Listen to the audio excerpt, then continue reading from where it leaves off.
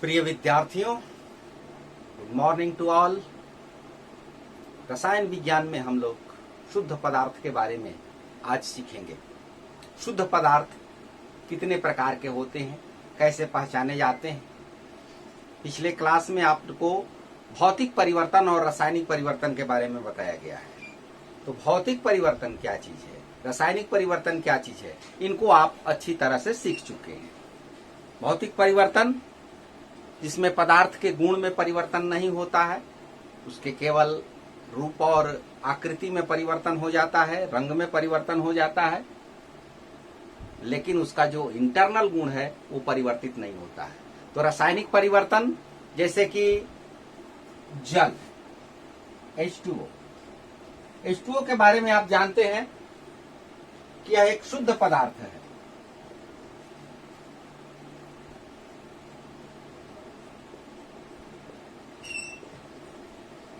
यह हाइड्रोजन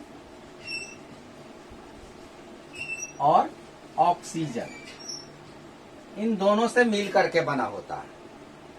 जब जल में बिजली की धारा प्रवाहित की जाती है, इलेक्ट्रिक करंट प्रवाहित किया जाता है, तो यह जल हाइड्रोजन और ऑक्सीजन में टूट जाता है। हाइड्रोजन और ऑक्सीजन में टूट जाता है।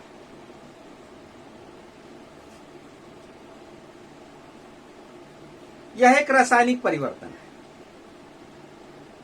तो पदार्थ के अवयवों को भौतिक परिवर्तन के द्वारा अलग नहीं कर सकते हैं, लेकिन इनके अवयवों को रासायनिक परिवर्तन के द्वारा हम अलग कर सकते हैं। तो रसायन विज्ञान में, रसायन शास्त्र में शुद्ध पदार्थों में मुख्यतः तत्व या यौगिक का बोध होता है। तत्व एलिमेंट्स और यौगिक कंपाउंड, तो ये शुद्ध पदार्थ होते हैं, प्योर सब्सटेंस।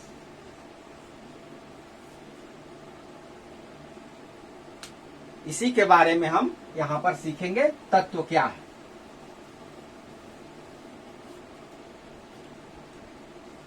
तत्व शब्द का जो प्रयोग है सबसे पहले रॉबर्ट बॉयल नामक वैज्ञानिक ने किया था। तो तत्व शुद्ध पदार्थ है। यह पदार्थ का मूल रूप होता है।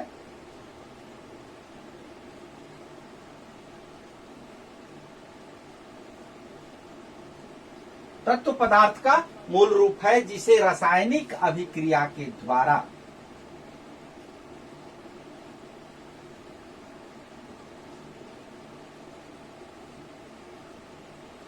रासायनिक अभिक्रिया को हम रासायनिक प्रतिक्रिया भी कह सकते हैं।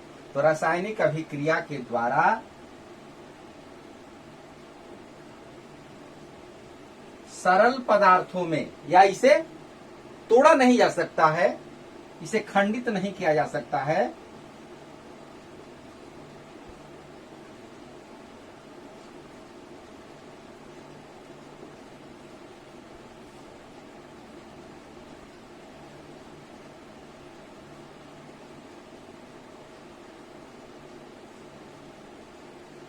तो ये तत्व है। इसे हम तोड़ नहीं सकते हैं, किसी भी केमिकल रिएक्शन के द्वारा इसे खंडित नहीं कर सकते हैं। जैसे कि hydrogen, oxygen, nitrogen, sulphur, sodium, magnesium, copper, chlorine इत्यादि।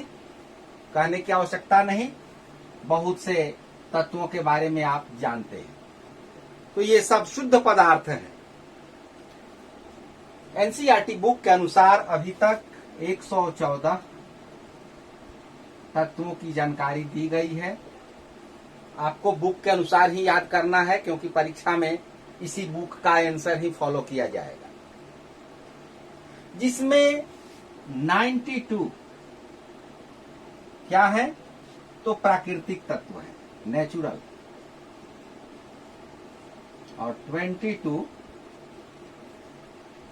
ये आर्टिफिशियल है, मानव निर्मित है, कृत्रिम। इनको आपको याद रखना है। सामान्यतः इसमें अधिकतर ठोस है, तत्वों में अधिकतर ठोस अधिक होते हैं, द्रव भी है, तत्वों में पारा, मरकरी जिसको जानते हैं आप, पारा, और ब्रोमीन, ये द्रव अवस्था में पाए जाने वाले तत्व हैं। इसके अतिरिक्त कुछ गैसें हैं, जैसे हाइड्रोजन, ऑक्सीजन, नाइट्रोजन, ये गैस हैं, ये ठोस है, ये गैस है, ये ठोस है। गैलियम और सीजियम ये दो अलग तरह के तत्व हैं।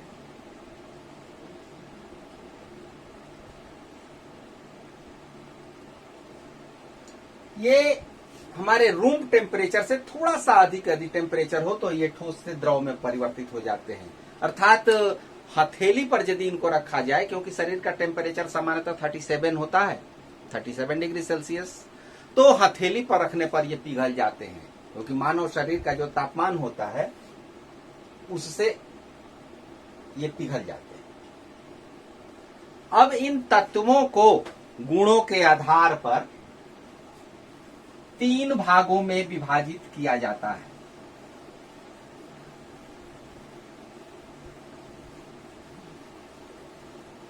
वो 3 भाग हैं,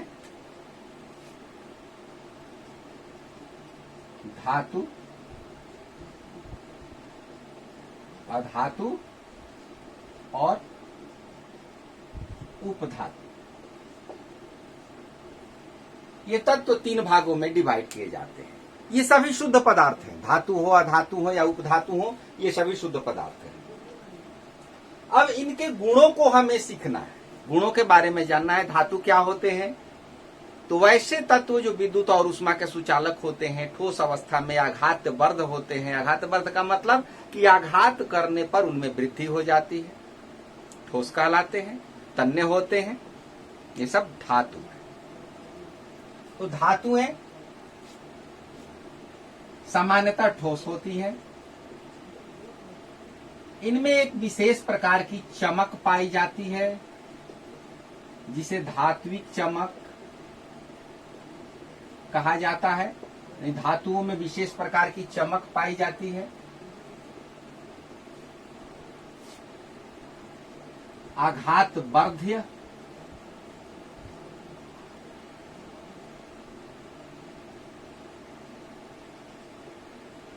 आघात करने पर इनमें वृद्धि हो जाती है। प्रहार जब किया जाए तो ये बढ़ जाते हैं। इसी आधार पर चदरे बनाए जाते हैं। इनमें तन्यता का गुण होता है। सामान्यतः धातुएं जो ठोस होती हैं, अपवाद में पारा होता है, क्योंकि ये मरकरी द्रव है।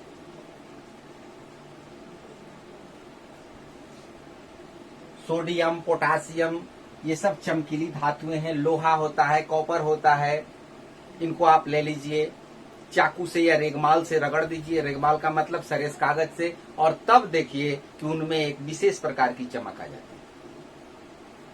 तन्यता, इनके तार खींचे जा सकते हैं, तो ये तन्यता का गुण है।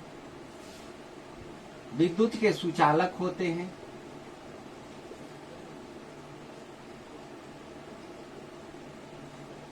ऊष्मा के सुचालक होते हैं। शीशा अपवाद है, क्योंकि शीशा से होकर के बिजली की धारा प्रवाहित नहीं होती है, और ऊष्मा का भी ये अल्प चालक होता है।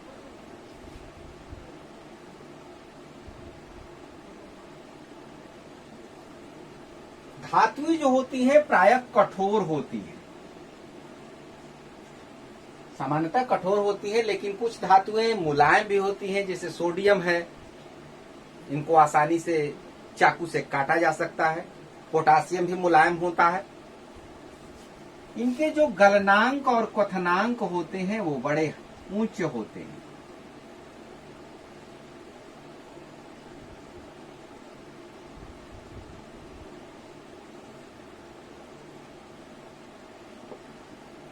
तो ये धातुओं के गुण हैं। ये सब गुण किस प्रकार के गुण हैं? क्योंकि दिखाई देते हैं इसलिए ये फिजिकल प्रॉपर्टी है, भौतिक गुण है। ठीक इसके विपरीत अधातुओं के गुण होते हैं। अब चूंकि धातुएं ठोस होती हैं तो अधातुएं ठोस भी होती हैं, द्रव भी होती हैं और गैसें भी होती हैं। ठोस अधातु में सल्फर, द्रव में ब्रोमीन ऐसी धातु है जो रूम टेम्परेचर पर द्रव अवस्था में पाई जाती है। और जितनी भी गैसें हैं वो सभी अधातुएं होती हैं। इनमें रंगों का कोई एक जैसा रंग नहीं होता है, अलग अलग रंग होते हैं, विभिन्न रंगों की होती हैं। इनमें चमक नहीं पाई जाती है, लेकिन आयोडीन एक ऐसी अधातु है जो चमकीली होती है। अपवाद है आयोडीन। आघातवर्ध नहीं होती हैं, अधातुओं के तार नहीं खींचे जा सकते, अर्थात उसमें तन्यता का गुण नहीं होता है।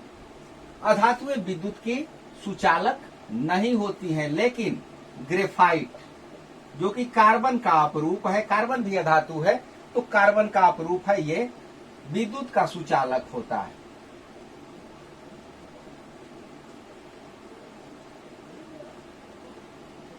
उष्मा की कुचालक होती हैं। अधातुएं भंगुर होती हैं। भंगुर अर्थात प्रहार करने पर चूर चूर हो जाए उसे भंगुर कहा जाता है। भंगुरता का गुण इनमें होता है। अधातुएं मृदु होती हैं, मुलायम होती हैं। अपवाद में होता है कि हीरा जो कि कार्बन का अपरूप है, यह भी अधातु है। और प्राकृतिक तत्वों में सर्वाधिक कठोर पदार्थ, ये अपवाद है। तो इस प्रकार धातु और अधातु के गुणों को आपने फिजिकल आधार पर देखा। एक दो इनके केमिकल प्रॉपर्टी को भी देख ले।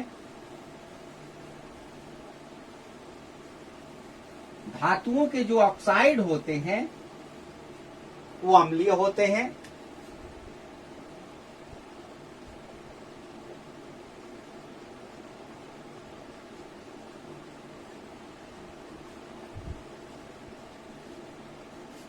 और अधातु के ऑक्साइड धातु के ऑक्साइड क्षारीय होते हैं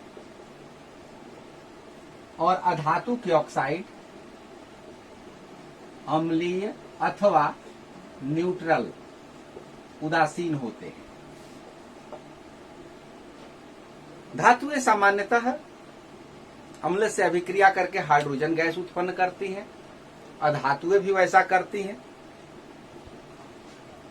तो ये धातु और अधातु जो कि तत्व के प्रकार हैं, उनकी परिभाषा और उनमें अंतर उनके गुणों के आधार पर किया जाता है। अगले क्लास में आप दूसरे शुद्ध पदार्थ कंपाउंड के बारे में जानेंगे। हाँ, उपधातु उन्हें कहा जाता है जिनमें धातु और अधातु दोनों के गुण पाए जाते हैं, उन्हें उपधातु कहा जाता है। तो उपधातु भी आप याद रखिएगा। Thank you, all the best.